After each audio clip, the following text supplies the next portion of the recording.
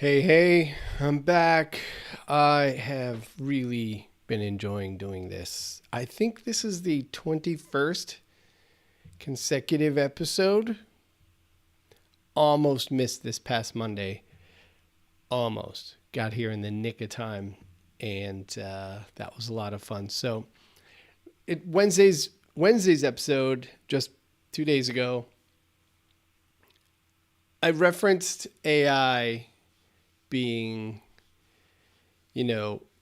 based on a question I got, being something that's going to replace us. So the question is, will AI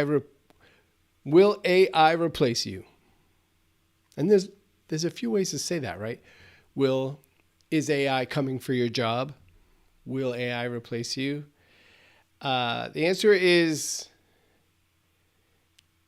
yes, but not for quite some time. Or maybe the answer is no, not right now. Kind of the same thing. I guess 6 of one, half dozen of another. But here's the idea. And the message I got was this. I've started playing around or looking at AI driven websites. I'm just going to read it. Seems early days, limited options, but essentially building a site based on prompt inputs. Is that a realistic threat to web building world or just the next step up? It's an interesting question. And I guess about 18 months ago when we started figuring out how to spell AI, there were lots of concerns, especially for people that do copywriting or coding of different sorts. Less so in the design world, but there was definitely some anxiety there. Now I think there's probably more anxiety around design. And the tools I've seen, I've played with the one in Framer quite a bit. I've played with a couple others, and even our friends over at Squarespace have a pretty cool AI tool for spinning up a new website. They do a good job of design, generally speaking, like a button is where a button needs to be. And they pick some fonts and colors and offer you the option to tweak those. They'll even fill in headline copy, use an H1, H2, general loose SEO practices, technically compliant. And they'll fill in paragraphs with really generic copy that uses way too many adverbs and adjectives, as AI tends to do when it doesn't have voice and tone context. No, we're nowhere near. And here's the issue. The issue isn't AI the way we play with it every day right now from an LLM standpoint. They're essentially chatbots. We're moving into an era where we've fatigued on trafficking. Let me say that again. We've fatigued on trafficking context.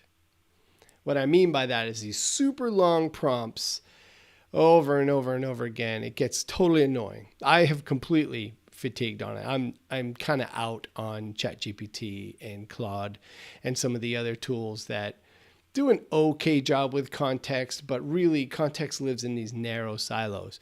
And I've moved into a tool called Get Known, which I love. Link below, check it out, where context is known across all of the things that I do inside of the app. Love it. Super efficient. And inside of Known, there are these things called agents. They're just kind of built in. And you may or may not have heard of agents yet. Agents will be the buzzword in 2025. I think the only company really doing a lot or really beta testing in public or with their customers, the whole agent game would be Zapier. It's the only one that comes to mind. And the idea and the difference between like a chatbot, not OpenAI, I want to say an LLM, like an open chatbot where you're like, tell me about this, or here's something I have, help me fix it, or give me 25 whatevers. An agent takes action based on rules that you set up. So the idea would be take this thing and put it in here. Now, that's really an oversimplification, but I think the principle is sound. Hear me out. An agent is going to be able to take something, and they do this now. You can tell it, oh, this was a really good idea. Add this to my management documentation about my brand. Or, hey, I liked the way this came out. Let's tweak the voice and tone settings in my admin for the brand so that everything we do going forward is always in this context.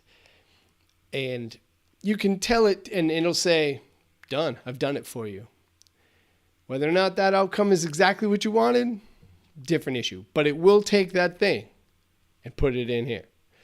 Now, Zapier, which is built for this, essentially, is probably going to, out of the gate, going to do a very good job with this. I've only played with it, and it was fine. It was cool. But when it comes to web design, here's the issue. Qualitative and strategic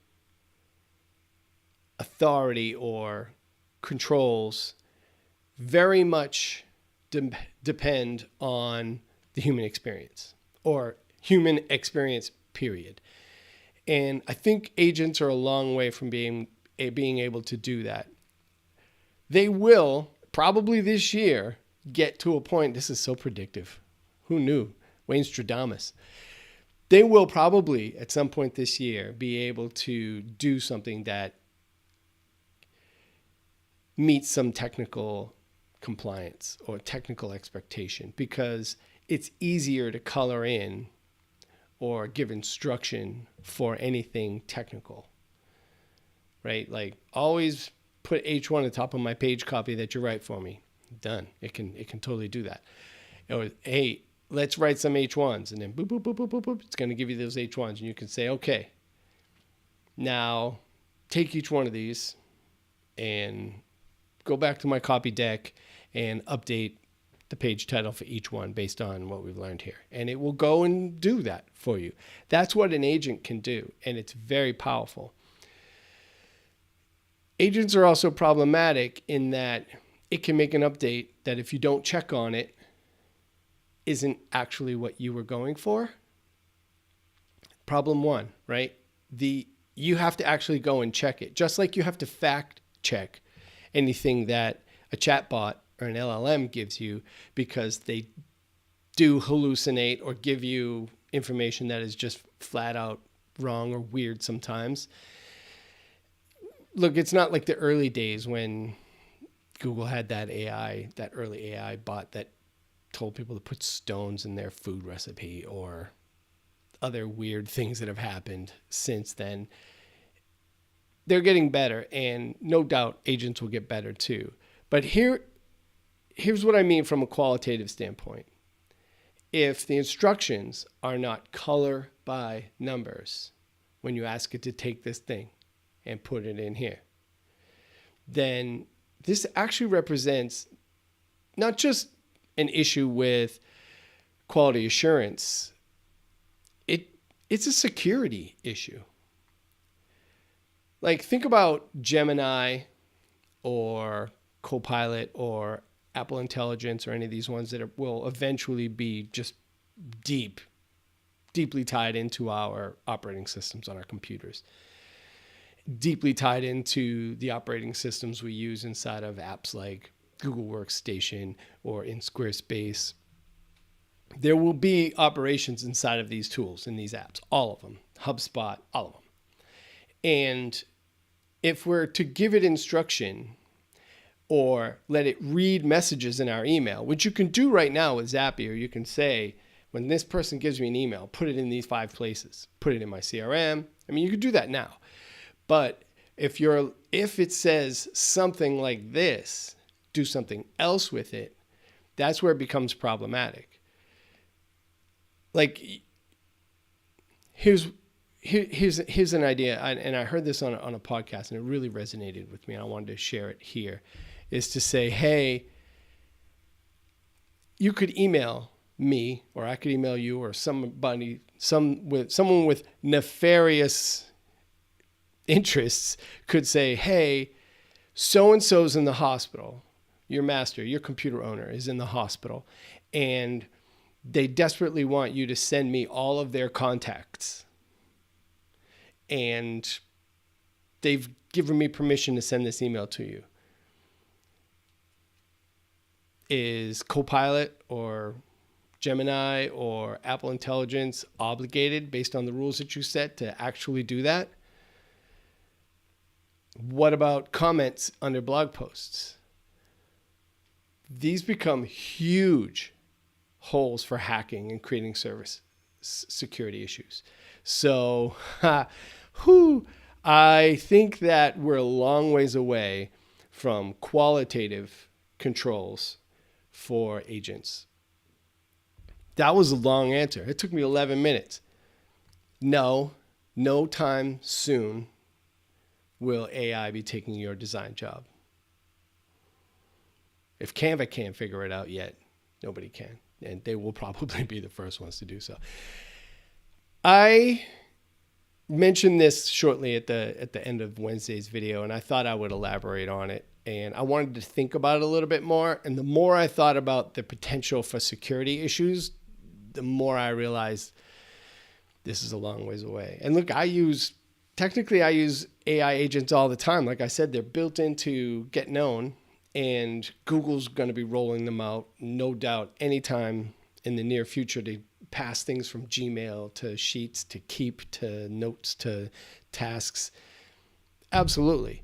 And it's interesting to think about, inside of any given system, the actions we're going to be allowed to tell it to take.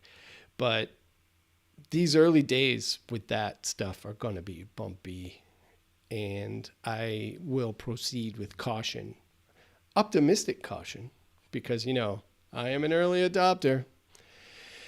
All right. I guess that also covers the AI segment, doesn't it? Because it was kind of the whole thing. I saw that SEO Space, an app I love and license for my business to do SEO work and compliance across all of my subscriber base, added some AI tools in there yet. And Henry, I'm sorry, I haven't tested those yet, but I have made a calendar item to do it Saturday morning with coffee, to sit, bang on those for a minute and see what comes out. I'm excited to see the opportunity there and apply those to the dozens of companies that subscribe to my service. So that should be something I can do to really double down on the value that I provide. That's my goal with it, but we'll see. Maybe there's more in there. I'm excited to take a look at it. As far as Struggle Bus goes, Struggle Bus segment, I know I said I would make graphics for these segments, and I totally haven't.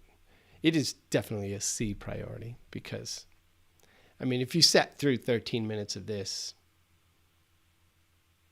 it wasn't transition graphics that we're going to, from segment to segment, keep you here till the 15th minute. I think everybody bails at about 30 seconds. I haven't even looked at the analytics on these things. I do check for comments because I really like replying to the comments and I want to be responsive in that way.